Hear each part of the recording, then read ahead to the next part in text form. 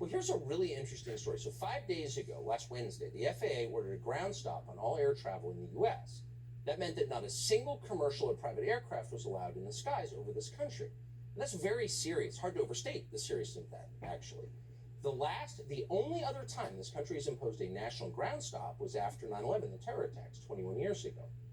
So it's a huge deal. What happened? Why did the government ground all the planes? So people asked, but initially no one seemed to know. Pete Buttigieg, who runs the transportation department, which oversees the FAA, went on TV to say he was not quite sure. And then over the next several hours, a kind of story emerged. The government system that sends messages to pilots, called NOTAM, had gone down. And then the emergency backup system had also gone down. Now, the FAA claimed it first noticed this on Tuesday night. When the problem could not be fixed, the government issued a ground stop the next morning. That's what Pete Buttigieg said. He described the culprit here as, quote, a damaged database file with no evidence of a cyber attack.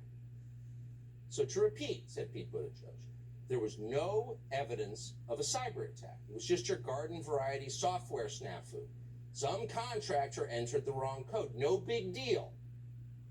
That's what they said, but it was not a very convincing story if you thought about it. Shutting down all commercial air travel in this country, even for a morning, is a very serious thing to do. U.S. airlines haul close to 750 million people every year. Air travel is essential. It's also potentially dangerous. So for a lot of reasons, it is imperative that our system works perfectly. But one day, our system just shut down for no real reason. Is that what you're telling us? Yes, explained Pete Buttigieg with a straight face. Now, most people seem to think this was fine. We were not entirely convinced. And then the next day, last Thursday, we noticed that virtually the same thing happened in Canada. Well, that was very strange, because the US and Canada have separate aviation authorities. They're different countries, and each country uses its own software to route their planes. The systems are not linked to each other. And yet, 24 hours after our country's NOTAM system went down, Canada's NOTAM system went down also. According to the Canadian government, its system, quote, experienced an outage. Really? What are the odds of that? And then we remembered that on New Year's Day, 2 weeks ago, something similar happened in the Philippines. Its air traffic control system also went down. For a time, no aircraft were allowed in Philippine airspace. Thousands of flights over Asia had to be rerouted, which is expensive and dangerous, potentially. Now, this was also, they told us at the time, some sort of minor technical problem that we should not worry about. Calm down. Everything's fine. But is everything fine? Or is it possible that somebody is hacking into aviation systems and holding various governments around the world hostage until they pay a ransom? Well, yes, it's entirely possible. In fact, for example, in the summer of 2020, UCSF Medical School paid more than $1 million in Bitcoin, and they paid it in order to get access to their own computers, which had been frozen by hackers. They were held up for ransom.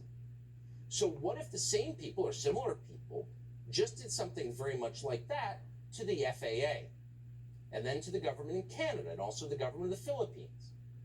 Now, if that were actually happening, the Biden administration would never tell us in a million years. They would lie about it like they lie about everything else. They would have Mayor Pete claim it was a software glitch from a contractor. And they would lie to us because they would not want us to know that they had been so utterly reckless and negligent and distracted by equity concerns that they had allowed some foreign hostile group to take control of our FAA. But the lie could only cover so much because there would be signs of it. Almost all ransoms like this are paid in Bitcoin. So if the US government was buying huge amounts of Bitcoin in order to pay a ransom, Bitcoin prices would surge, of course. So the question is, has that happened? Oh yes, it has happened. Since the nationwide ground stop last Thursday, the price of Bitcoin has shot up about 20%. Is that a coincidence? We asked Pete Buttigieg to come on the show tonight to let us know. Unfortunately, he did not respond to our request, so we'll keep asking. Subscribe.